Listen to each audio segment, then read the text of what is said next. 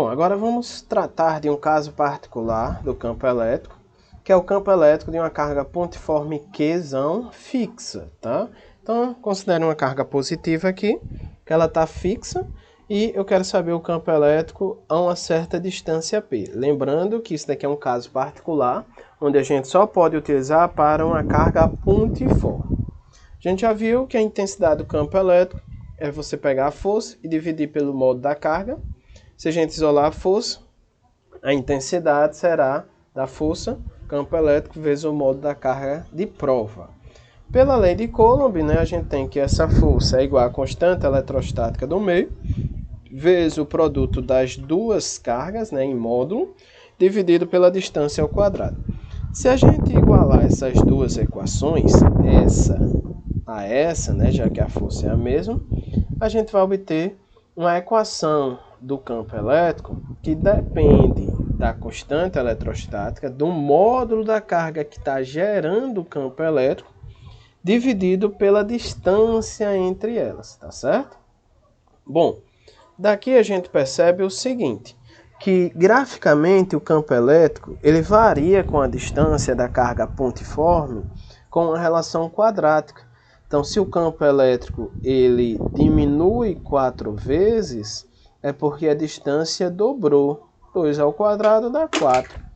Se a distância triplicar, o campo elétrico cai 9 vezes e assim sucessivamente. Tá certo? Então, essa equação a gente vai utilizar para determinar a intensidade do campo elétrico para cargas pontiformes fixas.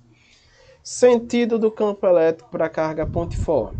Observe que aqui, primeiro caso, carga geradora do campo elétrico, e aqui eu vou colocar uma carga de prova positiva. A gente já viu que carga positiva repele carga positiva, teremos uma força elétrica nesse sentido e nessa direção.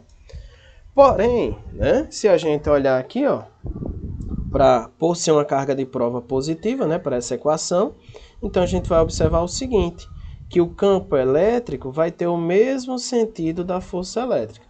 Então, se a carga geradora ela é positiva, o vetor campo elétrico é de afastamento. Agora, se eu perguntar a você, se eu mudar o sinal da carga de prova, muda o sentido do campo elétrico da carga pontiforme que gerou o campo elétrico?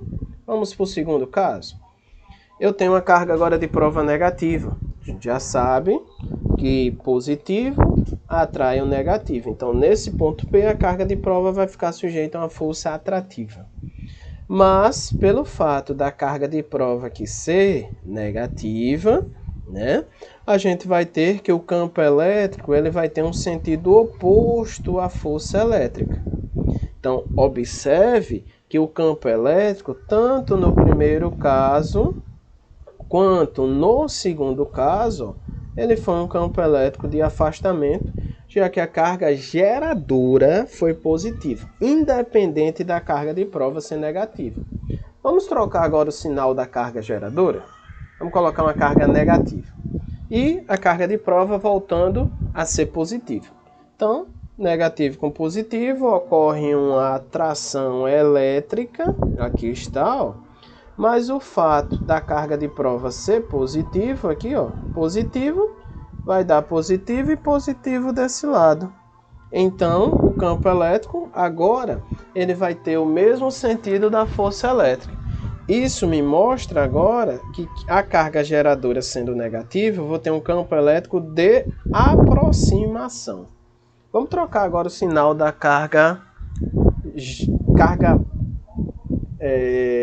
de prova. Então, quando eu trocar a carga de prova agora, negativo com negativo, vai acontecer uma força de repulsão.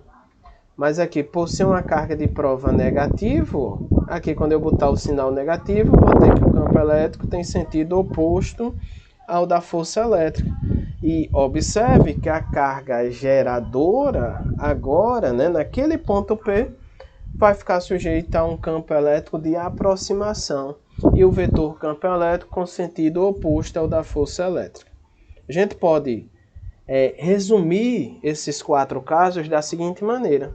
Em todos os casos onde a carga geradora era positiva, o campo elétrico foi de afastamento.